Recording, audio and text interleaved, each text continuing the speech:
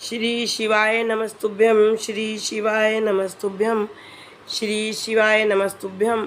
आप सभी लोगों पर भगवान भोलेनाथ माँ पार्वती की कृपा सदैव बरसती रहे। श्रावण मास की कथा, शिव महापुराण की कथा, अध्याय 9। इस अध्याय 9 में भगवान भोलेनाथ की अति रमणीक पावन पवित्र भवसागर से तारने वाली कथा आप लोगों के समक्ष प्रस्तुत है। इस कथा में ब्रह्मा जी और विष्णु जी पूछते हैं भगवान भोलेनाथ से। ब्रह्मा जी और विष्णु जी, हे प्रभु, सृष्टि आदि 5 कृत्यों के लक्षण क्या हैं, हम दोनों को बताइए। तो भगवान शिव कहते हैं, मेरे कर्तव्यों को समझना अत्यंत गहन है, तथापि फिर भी मैं आप लोगों को कहता हूँ। हे ब्रह्मा और अच्युत, 5 कृत्यों का प्रतिपादन सृष्टि, पालन, संहार, तिरोभाव, अनुग्रह। सृष्टि, पालन, संहार, तिरोभाव और अनुग्रह, ये 5 ही मेरे जगत संबंधी कार्य हैं जो नित्य सिद्ध हैं। संसार की रचना का जो आरंभ है उसी को सर्ग या सृष्टि कहते हैं। क्या भगवान भोलेनाथ बताते हैं कि संसार की रचना का आरंभ, जो संसार की रचना प्रारंभ हुई है उसी का आरंभ ही सृष्टि कहते हैं।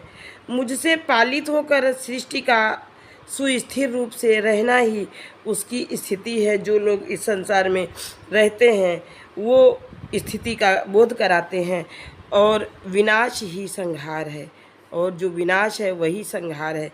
प्राणों के उत्क्रमण को जो है जीव के अंदर से प्राणों का निकलना ही तिरोभाव कहते हैं। इन सब से छुटकारा मिल जाना ही मेरा अनुग्रह है। इस प्रकार मेरे 5 कृत्य हैं। कृत्य माने भगवान भोलेनाथ बताते हैं स्वयं कि यह 5 मेरे कार्य हैं। सृष्टि आदि जो 4 कृत्य हैं, 4 कृत्य जो भगवान भोलेनाथ बताते हैं कि क्या है कि सृष्टि, पालन, संहार और तिरोभाव, ये जो 4 कृत्य हैं वे संसार का विस्तार करने वाले हैं। 5वां कार्य जो कृत्य है वो अनुग्रह, वो मोक्ष का हेतु है।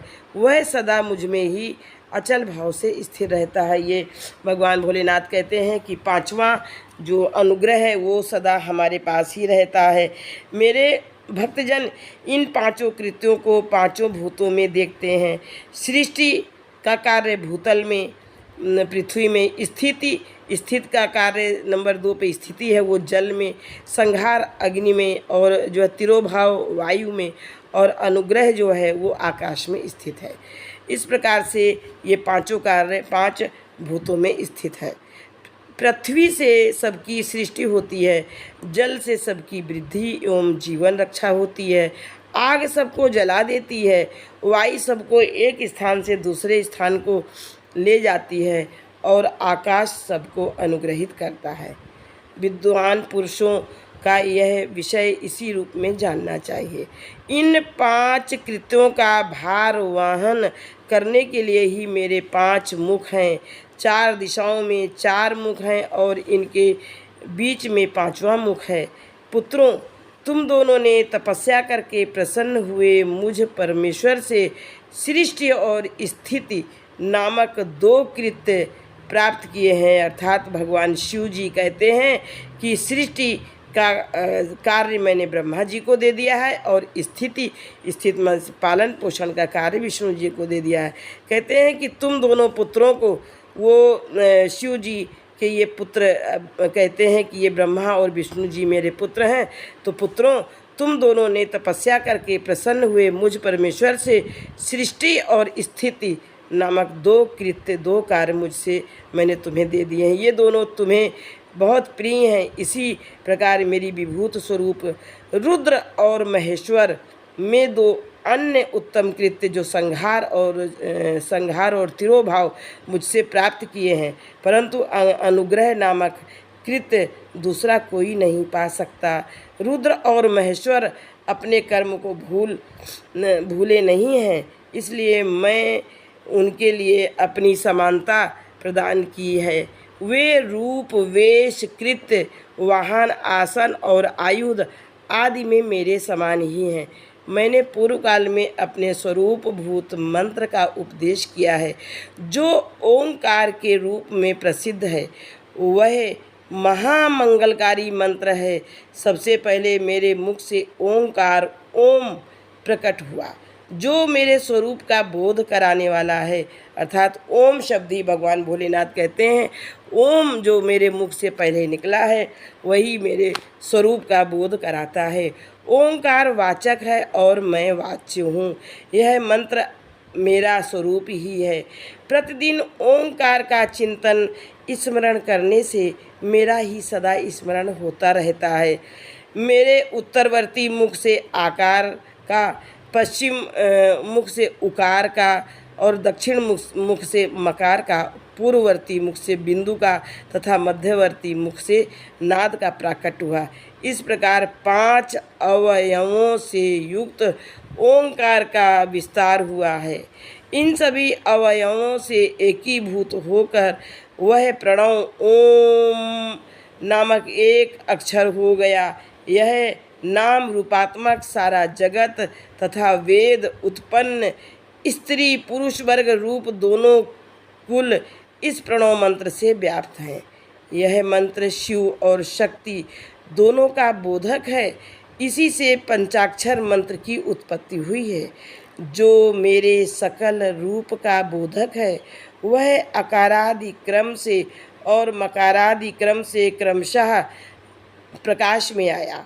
ओम नमः शिवाय, ओम नमः शिवाय, ओम नमः शिवाय, यह पंचाक्षर मंत्र है। इस पंचाक्षर मंत्र से मातृका वर्ण प्रकट हुए हैं, जो 5 भेद वाले हैं। उसी से शिरो मंत्र सहित त्रिपदा गायत्री का प्राकट्य हुआ है। उस गायत्री से संपूर्ण वेद प्रकट हुए हैं और उन वेदों से करोड़ों मंत्र निकले हैं। उन मंत्रों से भिन्न भिन्न कार्यों की सिद्धि होती है, परंतु इस प्रणव एवं पंचाक्षर से संपूर्ण मनोरथों की सिद्धि होती है। इस मंत्र समुदाय से भोग एवं मोक्ष दोनों सिद्ध होते हैं। मेरे सकल रूप से संबंध रखने वाले सभी मंत्र राज साक्षात भोग प्रदान करने वाले और शुभ कारक हैं। नंदीकेश्वर कहते हैं, इसके बाद जगदम्बा पार्वती के साथ बैठे हुए गुरुवर महादेव जी ने उत्तराभिमुख बैठे हुए ब्रह्मा और विष्णु को पर्दा करने वाले वस्त्र से आच्छादित करके उनके मस्तक पर अपना कर कमल रखकर धीरे धीरे उच्चारण करके उन्हें उत्तम मंत्र का उपदेश किया। मंत्र तंत्र में बताई हुई विधि के पालन पूर्वक 3 बार मंत्र का उच्चारण करके भगवान शिव ने उन दोनों शिष्यों को मंत्र की दीक्षा दी। फिर उन शिष्यों ने गुरु दक्षिणा के रूप में अपने आप को ही समर्पित कर दिया और दोनों हाथ जोड़कर उनके समीप खड़े होकर उन देवेश्वर जगत गुरु का स्तवन करने लगे। कौन? ब्रह्मा और विष्णु जी भगवान भोलेनाथ का स्तवन करने लगे। इसीलिए भगवान भोलेनाथ आदि देव, महादेव, देवों को देव कहलाते हैं। ब्रह्मा और विष्णु जी स्तवन करते हुए बोले, हे प्रभु, आप निष्कल रूप हैं, आपको नमस्कार है। आप निष्कल तेज से प्रकाशित होते हैं, आपको नमस्कार है। आप सबके स्वामी हैं, आपको नमस्कार है। आप सर्वात्मा को नमस्कार है, अथवा सकल स्वरूप आप महेश्वर को नमस्कार है। आप प्रणव के वाच्यार्थ हैं, आपको नमस्कार है। आप प्रणव लिंग वाले हैं, आपको नमस्कार है। सृष्टि पालन संहार तिरोभाव और अनुग्रह करने वाले आपको नमस्कार है। आपके 5 मुख हैं, आप परमेश्वर को नमस्कार है। 5 ब्रह्म स्वरूप 5 कृत्य वाले आपको नमस्कार है। आप सबके आत्मा हैं, ब्रह्म हैं, आपके गुण और शक्तियाँ अनंत हैं, आपको नमस्कार है। आपके सकल और निष्कल 2 रूप हैं, आप सद्गुरु एवं शंभु हैं, आपको नमस्कार है। इन पद्यों द्वारा अपने गुरु महेश्वर की स्तुति करके ब्रह्मा और विष्णु जी ने उनके चरणों में प्रणाम किया। महेश्वर कहते हैं, भगवान भोलेनाथ कहते हैं कि आर्द्रा नक्षत्र से युक्त चतुर्दशी को प्रणव का जप किया जाए तो वह अक्षय फल देने वाला होता है। सूर्य की संक्रांति से युक्त महा आर्द्रा नक्षत्र में एक बार किया हुआ प्रणव जप कोटि गुने जप का फल देता है। मृगशिरा नक्षत्र का अंतिम भाग तथा पुनर्वसु का आदि भाग पूजा, होम और तर्पण आदि के लिए सदा आर्द्रा के समान ही होता है। यह जानना चाहिए। मेरा या मेरे लिंग का दर्शन प्रभात काल में ही प्रातः और संगव मध्याह्न के पूर्व काल में करना चाहिए। मेरे दर्शन पूजन के लिए चतुर्दशी तिथि निश्चित व्यापनी अथवा प्रदोष व्यापनी लेनी चाहिए, क्योंकि परिवर्तनी तिथि से संयुक्त चतुर्दशी की ही प्रशंसा की जाती है। पूजा करने लोगों के लिए मेरी मूर्ति तथा लिंग दोनों समान है, फिर भी मूर्ति की अपेक्षा लिंग का स्थान ऊंचा है। इसलिए मुमुक्षु पुरुषों को चाहिए कि वे वेर मूर्ति से भी श्रेष्ठ समझकर लिंग की ही पूजन करें। लिंग का ओंकार मंत्र से और वेर का अर्थात वेर मीन्स मूर्ति का पंचाक्षर मंत्र से पूजन करें। नमः